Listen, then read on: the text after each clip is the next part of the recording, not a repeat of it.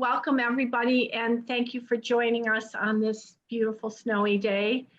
On behalf of the Picking from Our Garden Committee that's chaired by Carol, and Leslie Warshaw and Corey Mincer are the other members. We're so excited to have our very own Jackie Royce talk about her lifetime as a climate activist.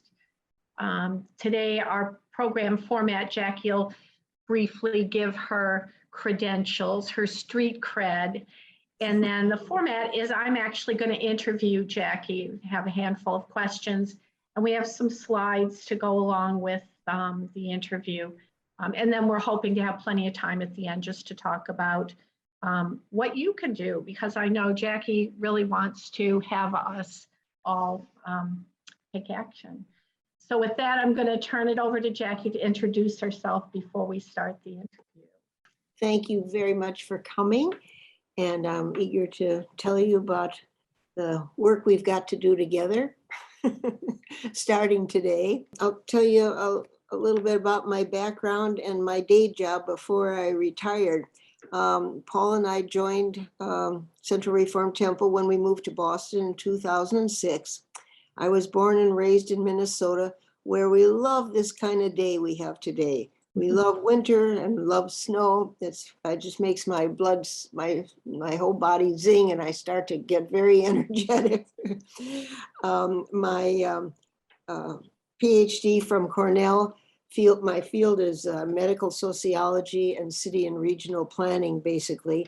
Also evaluation research with a side focus on community development and organizing. You're going to hear me say that over and over again. So my career began at American Health Foundation in Manhattan, where we worked on tobacco control research and policy analysis. And my first question for you is, so tell us, what got you started as a climate activist? So here I am with my first team, my little sister, Artie, and our two dolls. And my father was hoped for sons, but he got two daughters. And so he named me Jackie, and my sister's name is Artie. And he was an outdoor enthusiast.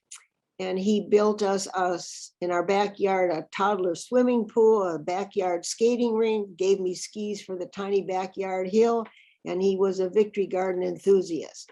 So this photo shows my early strategy of finding allies. Some of them were quite vulnerable to me since I was a big sister, and building coalitions with the idea, each one teach one. All the slides you're going to see show these same principles. I am a product of protests of the 1960s. My generation pushed our babies in strollers down Fifth Avenue.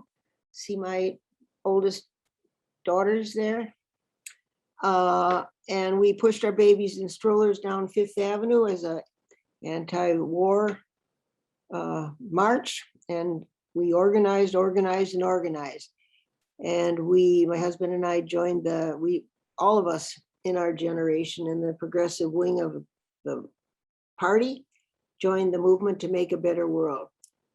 Paul and I were active in Physicians for Social Responsibility. We started the first ACLU chapter in Westchester County.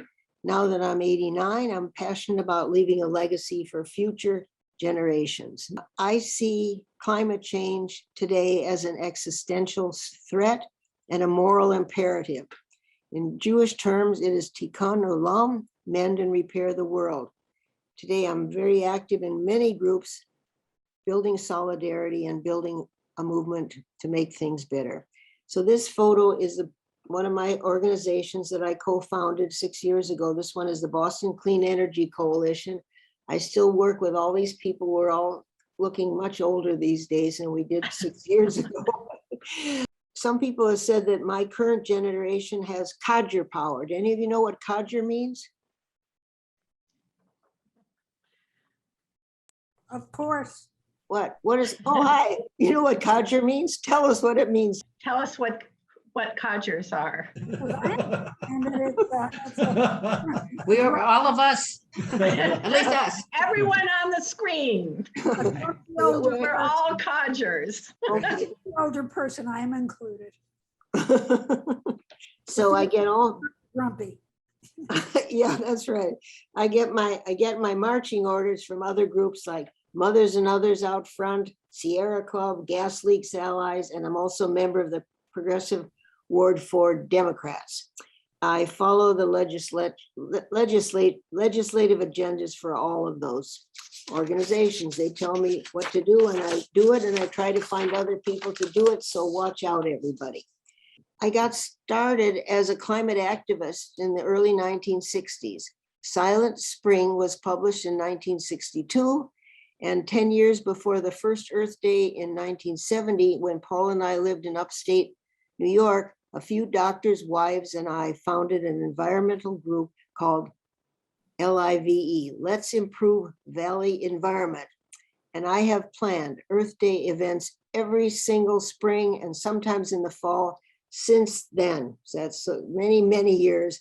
And the last one was at a tributary of the Charles River called the Muddy River a couple of years ago, where Jill and Jennifer, is Jennifer here today? No, I don't think so. You came and helped us clean trash off the riverbanks, right, Jill? I did. This is another group of very potent friends and allies that I have. Probably some of you recognize Abigail and Phyllis and Lucy. Do you recognize Abigail, Phyllis and Lucy? They don't say much anymore, but they had a lot to say in their day. So you see Abigail Adams in the background, and Lucy is over here. And oh, Phyllis is covered, or she's over, Phyllis Wheatley's covered over by my pictures, but maybe you can see her. This is me, my healthcare aide, and a neighbor. And we're wearing a sign that says the following: President Biden, you can't build back better unless you build back fossil free. Honor the earth. So this is still a cause on the front burner. I got an email this morning that says, Biden, keep on fighting for fossil free future. And the other thing that it says on this thing is honor the earth. And that is about stopping pipeline 3, which goes through the Indian reservation that I lived nearby, that I lived when we lived in Duluth. And they are water protectors, and the line 3 is today has gone through and is starting to bring what's so-called natural gas through there. So that's a disappointment, but maybe they can turn it off and find it as a stranded asset when we get alternate fuel. Why is this cause so meaningful to you? And you've had such staying power. Well, a national mobilization is required. The big picture is climate change is obvious, to me anyway, and many other people, and the crisis is real today. So I want to ask those of you on the call if anybody has any feelings about how real or unreal or how urgent do you think this climate crisis is? Anybody want to say anything about that? Yeah, well, it's so real that yeah, it's so real that it's really an open question whether, to what whether over the next 2 centuries, let's say, human life even survives, and much other animal life. That's how real it is. Yep. Even That's locally, we're all going to be underwater in 50 years. Well, that's why the movie Don't Look Up is so timely, with the comet replacing the climate crisis as an existential threat, which could have been corrected in the movie. How many of you have seen it? Not yet. Don't tell us, no spoiler alerts. I won't. I won't. The lesson of the movie becomes reality. Kiss your children and grandchildren goodbye yeah. quickly. Let's just talk a little bit about sort of your action items. So what's been your biggest disappointment, and then what have been some of your successes? Let's start with your biggest disappointment. This is an example of many disappointments that we've had. So I'm on the board of directors of the Neighborhood Association of the Back Bay, and I'm on the Green Committee. And our responsibilities are to review all proposals for new buildings that come to town. And this is one of the many that are, this one is in the design phase. It's on its way to approval. And this is across from the old Hancock building. And the address is 380 Stewart Street. And it was, had a design approved, I think 5 years ago, and then the developer went bankrupt. And so new people came in and put up this design that is today working its way through the BPDA approval process. And I don't know if you know that street, but it is a ferocious wind on that street. If you walk down that street, you can barely walk. It really is, you feel like you're going to be blown over. So the designers, the architects designed these, they call them, what do we call these? What do you call these discs? What is it? I forgot what they're calling these discs. It's like rotating discs or something like that. They're rotating balconies. I mean, they don't rotate, but this is an office building. And it says that the developer, when you go to the hearings, the developer says, oh, well, these would be a good place for office workers to get some fresh air. They can go out on these balconies here. Well, what office worker wants to go out at any time to get blown away on the, so anyway, so it'll, but some design like this will probably go through. So they say they refuse to do adequate wind tunnel analyses, but then the advisory group said that you should go back to the Neighborhood Association of Back Bay wrote comment letters that said you should go back to get better wind tunnel. Well, enough of that. Then the other building I want to mention is a huge disappointment was the battle we lost trying to stop the Back Bay pipeline. You know, there was a pipeline, a 1 mile pipeline that we lost the battle on. It was solely to go to service the needs of the luxury apartment, 1 Dalton. Do you know which building? The 1 Dalton is a very, very tall building. And so we protested in the streets. We tried everything, we wrote and everything, and it went through, and is definitely going to be a stranded asset because they will have to go to alternative sources when there's no, and the gas company makes their profits on building the pipelines, not on selling the gas. Questions? How does it work that they make their profit building the pipeline rather than selling the gas? We have to pay for pipelines. We, as consumers, we brought it to the Attorney General's office and on, and they had the nerve to ask for a special rate for the gas company that the 1 Dalton, which is a very fine developer. So Audrey and Zainab particularly are from the Gas Leaks Allies, have commissioned several papers that show that that's a stranded asset. We have several cost analysis that show that natural gas pipelines are a stranded asset. Jackie, what's a stranded asset? I'm not familiar with the term. Stranded asset is that they're not going to be able to use it. It's stranded. They put all this money into the pipeline and they will not be able to use it because it, for example, the city of Boston has this new ordinance, this act, BERDO, building,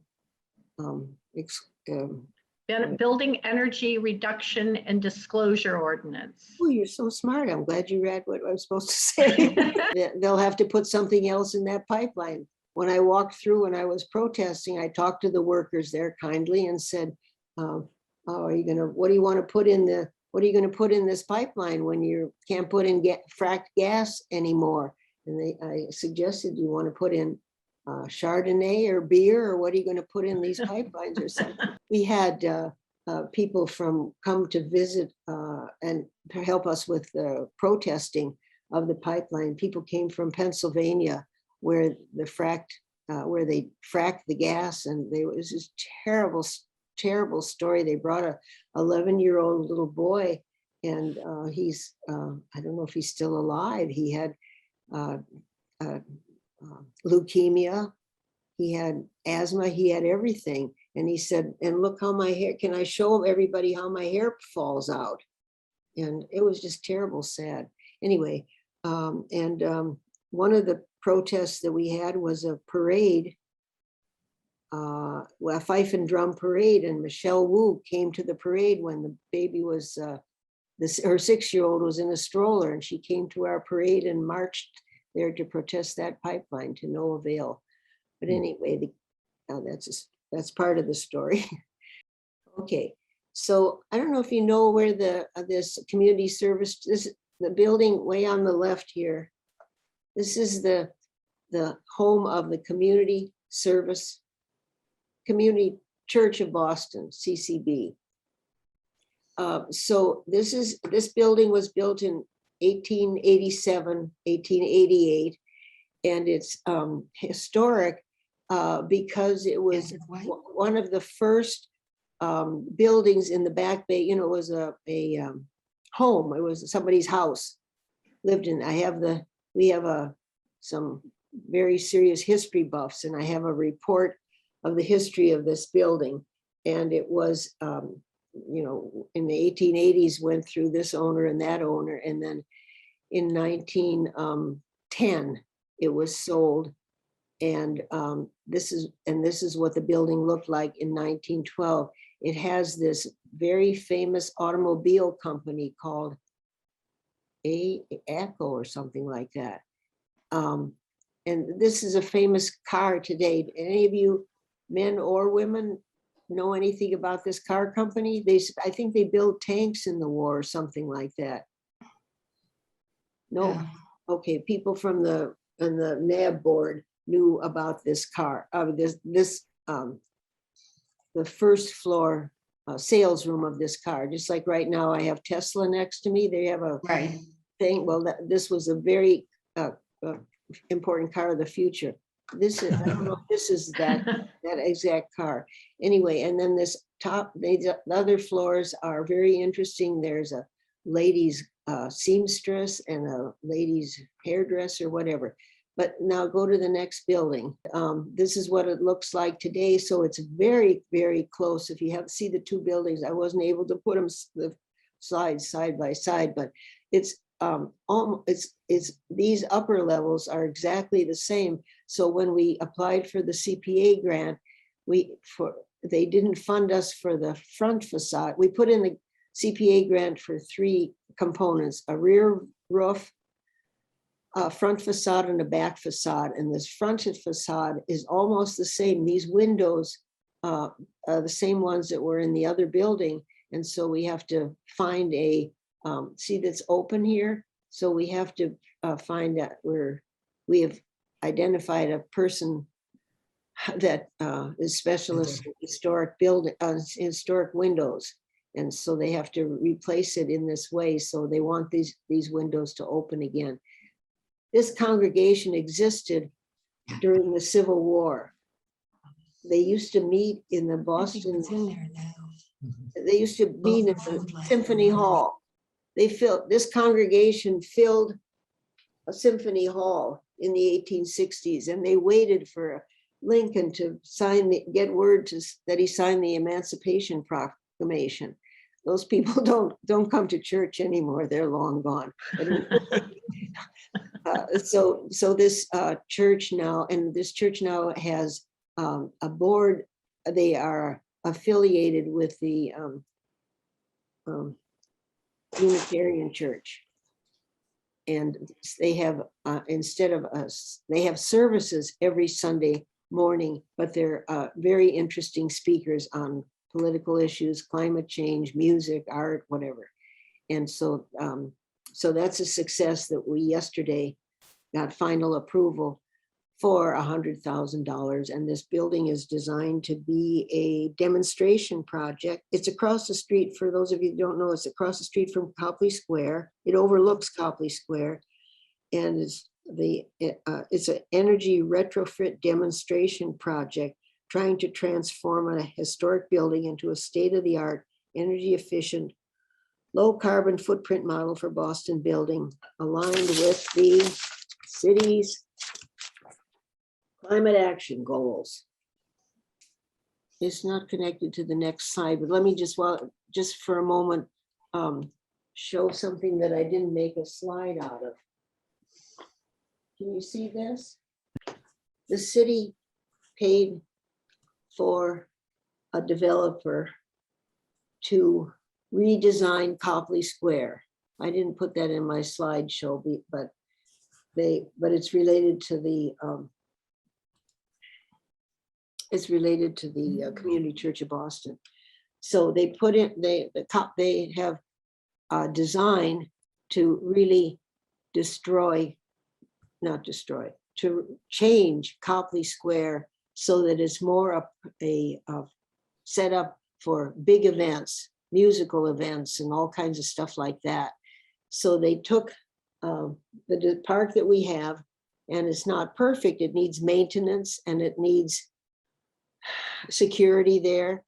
But what the design is it's still in the design phase. We got it to go back to the drawing board, but to destroy the fountain, which needs repair, and then put in a boardwalk that's a triangular walkway, sort of from the church kitty corner across Huntington, so you end up where there's a bus stop in front of the hotel there.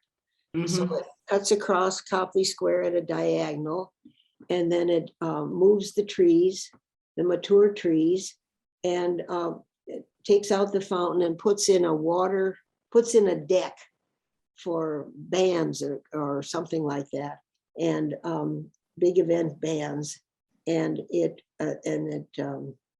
changes the composition of. So our thought, so they set aside $15 million. The budget, it's in the budget, the current city budget, for $15 million. So our idea is, let's keep $4 million. This is some of us, it has green committee approval, but it doesn't have NAB board approval to do the following. And we're going to raise this issue. There's a series of hearings. It's called budget justification. So they have to be transparent so the community can have a chance to say something about how the city spends money. So we would like to we are going to be making a recommendation, which we've tried out as several city councilors already. Nobody says we can't do it. They can't do it yet, but we would like to divert $4 million from this Copley Square, ruining Copley Square, leave $4 million to repair Copley Square and save Crane Ledge Wood. Put that. Absolutely, absolutely. $45 million to save Crane Ledge Woods. But so that's just another one of my small projects. Okay. Where's Crane Ledge Wood? Okay. It's in Okay. by Roslindale. It's in Roslindale, Hyde Park. I'll send you a map. I was there. I took a couple of people from the Neighborhood Association of the Back Bay on a site tour. Crane Ledge Woods is a 24 acre piece of beautiful urban wild that is in a predominantly black neighborhood. So they want to build a gated community, luxury apartments that nobody will be able to afford, and they'll be blasting these rocks with big dynamite. Jackie, who are they? The developer, The developer. The developer. How did they get the right to do that? because they own the property. They own the property, but they haven't finished going through the BPDA process to get approval to build it. So the property is surrounded now by a no trespassing sign and chain link fence. But we are working with the coalition that is trying to save Crane Ledge Woods. And so right now, their main goal is to just spread the word about trying to save Crane Ledge. And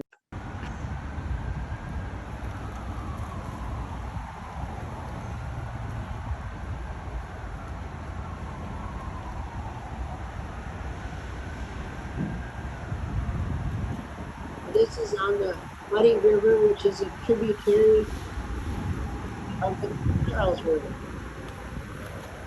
So this is another project. I'm the co-founder of the Muddy Water Initiative. And so this is a net and buoy system. These yellow things are soft, foam things that are strung together, and then it has a net.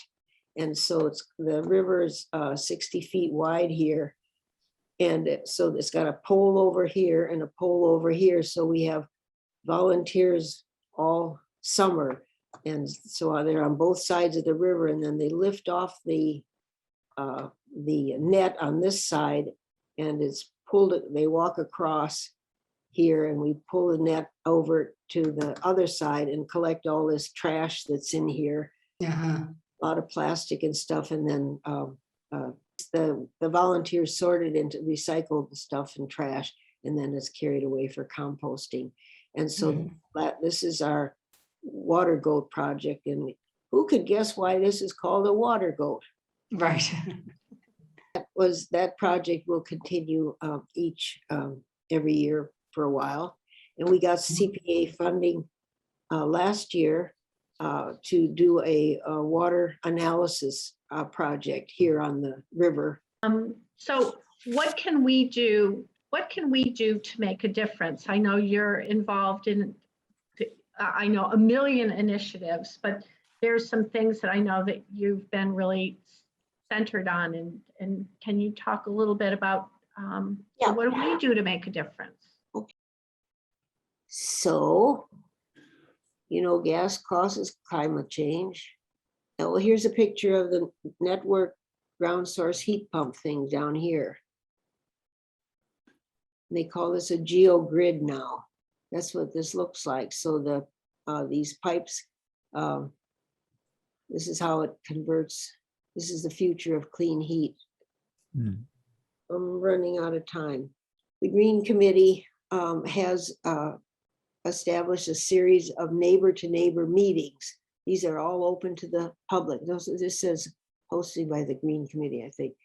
So we have two groups that just started meeting. They're kind of interest groups. So one group is interested in electric vehicles and especially electric charging stations. Where can you get permits? Where can you have charging stations for all the electric cars that people are starting to buy?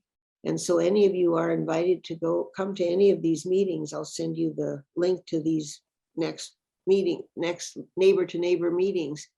And the second group is about buildings, and that's about reducing heat loss and moving off of fossil fuels. So we always have a guest speaker from some specialist from the city or something or other.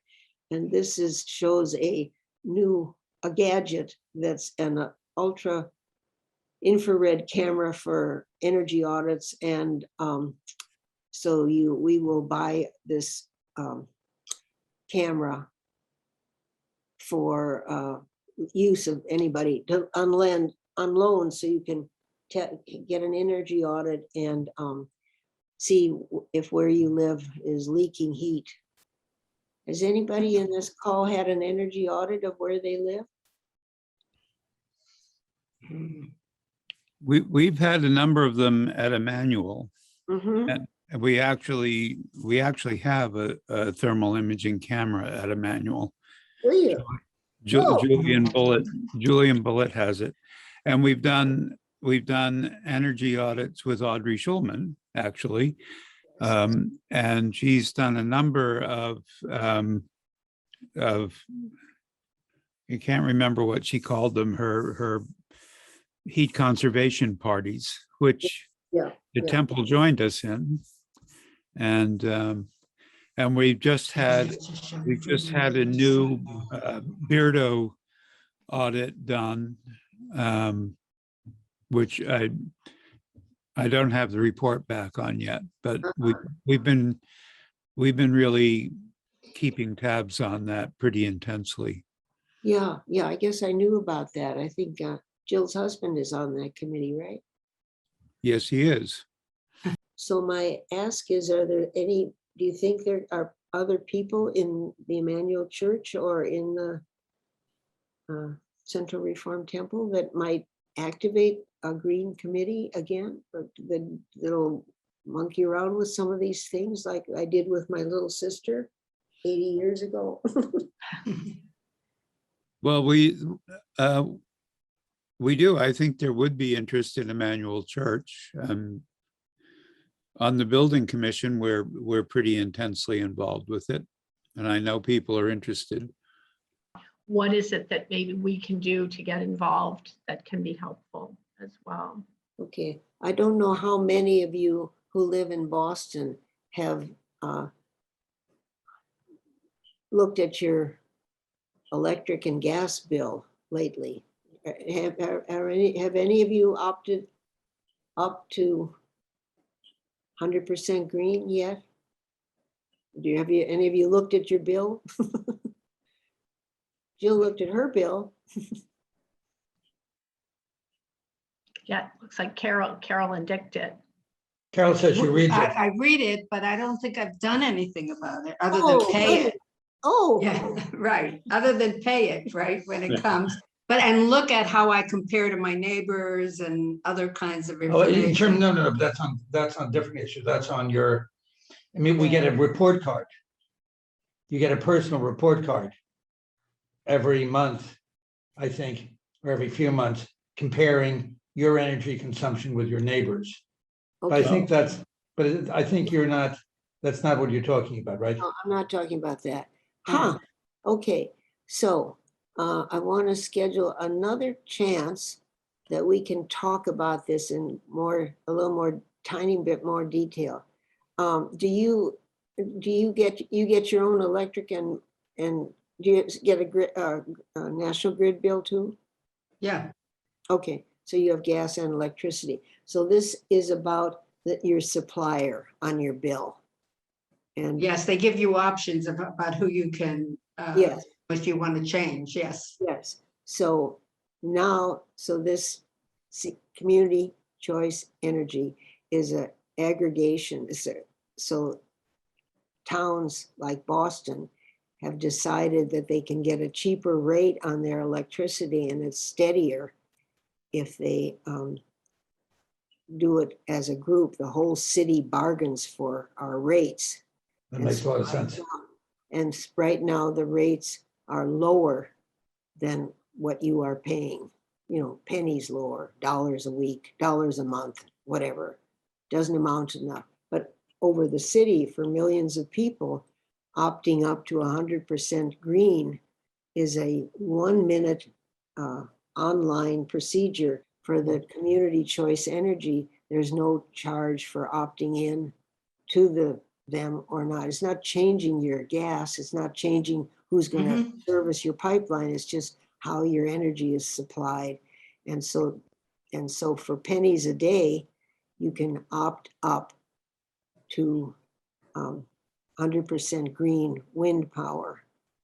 And so the chart that's there shows you what the cost is and what the procedure is. And it's literally 1 minute to go to the link that's on this slide. You want to save money? Yes. How green you want to be? You can be this green. Paint Me Green is Boston's Community Choice Energy, 100% green, and that costs 0.11 cents kilowatt hour. Or you can be medium green, standard, which is 30% green, and that's about the same price. I don't know, it's rounded off. And then this one says, save me some money. So that one is 20% green. That's the basic. They have to supply 20% green right now. I think, Jackie, you might have to have consulting hours for people who want Right. to make changes in their. Right. I think we might have to post your email if you want to consult with Jackie about how to change your. As long as I don't have to clean up my office to do it. Okay, so I'll be happy to talk to each of you about how it's just nothing to do it. Just go to this link and you'll see what it says, and then you can find out how to change the company that you're the supplier that you're set up with. So here's one Jewish organization, Jewish Climate Action Network. And they are a very good group of people. They have lots, I don't know how many, remember how many synagogues are involved in this coalition. They have what they call a benchmarking program where our congregations sign up to report on their energy audits, but Emmanuel Church has already done that. And so we're listed as one of the people that has done benchmarking in the past. And they have conferences. And so check them out and see what you think. And the other one I listed, I didn't list it on here, is Dianu, right? Yeah. Thank you, Jackie. Oh my goodness. Thank you so much. So many things to do, so many great things that you've been involved in. We're so grateful for your willingness to share, but also we're so grateful for all your work that you continue to do for the climate that is so important to all of us. So. And thank you all very much. My children will be happy that I had a good time, and you said you would put us on your website. Hooray! Well, that's great. It was a success. Yeah. Thank you, everyone. Thank you, Thank you, Jackie. Jill. Yeah, Thank you, see you Jackie. soon. Thank you, Jackie. Yeah. You're so amazing. Bye-bye.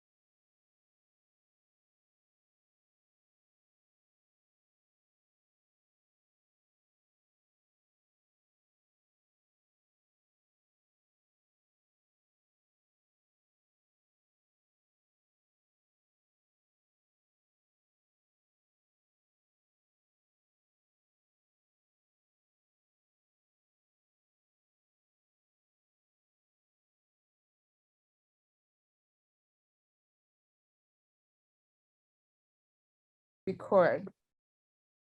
Okay. Phew,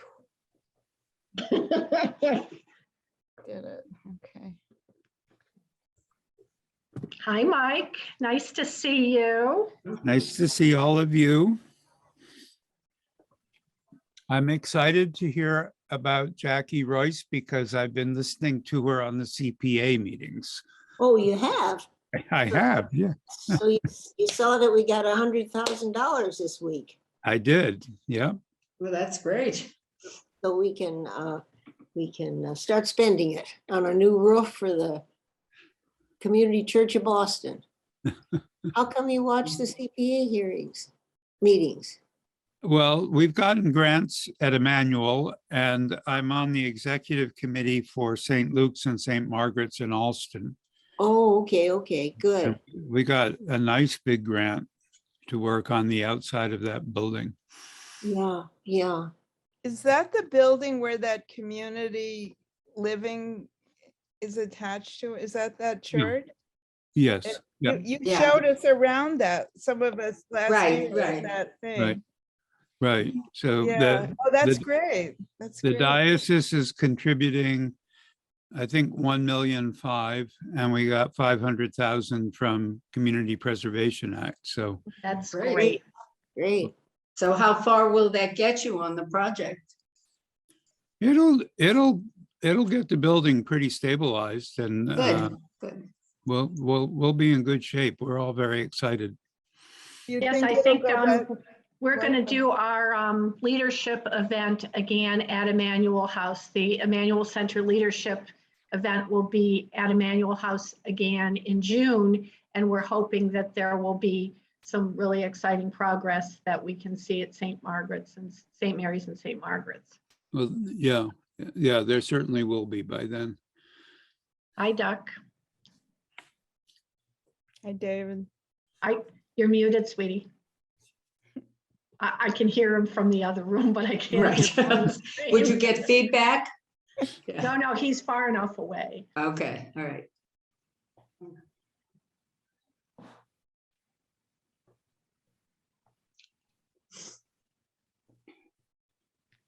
There I go. Hello, everybody.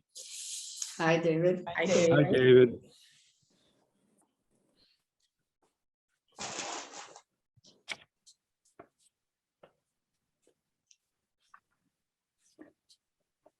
So Jackie, Yes, did you see the article on the front page of the Globe about, Audrey yeah, and Zainab, yes, of course.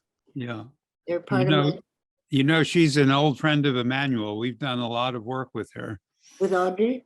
Yeah, Yeah. She's wonderful. She's also a novelist, I didn't know that until I read that, article today. So I have to look up her books. Yep. Well, we got our work cut out, but they have really, with this, they're specialists in alternative energy and specifically Mhm. geothermal. We got a couple of those in the Back Bay and a few in Boston, and we're working on getting it all over.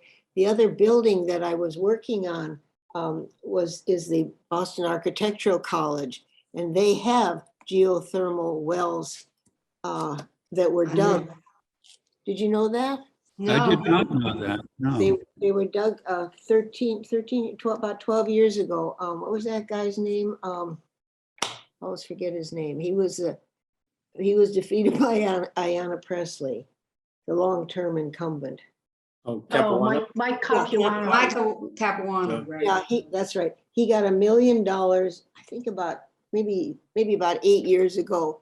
And they put in those geothermal wells there, but nobody ever got the money to put in to bring it into the building and change the HVAC system in the building. So those wells are sitting there. And so the Boston Architectural College is put in a grant for the CPA to fund the building, the police building on Boylston Street. That's right, right. And they're going to apply for a Eversource or National Grid big pilot study to connect the geothermal wells that are in the, right in their alley there. Right. Do you So- know, Jackie, do you know the status of the geothermal wells that were done by Trinity Church? in Yeah, Copley that's the other Square? one, yeah. Yeah, I read about it. Those are functioning. I mean, we've got a couple, Isabella Stewart Gardner Museum has them in, but none of them are grids that are going to connect. They're not grids to connect to other buildings. They have pipelines that are ready to connect to other buildings. So this would be a first really of being connected to several other buildings.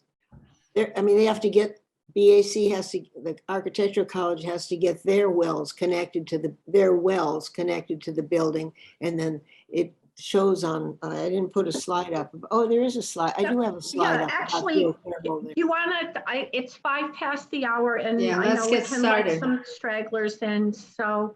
I like the people that came already. Yeah, it's all good people, so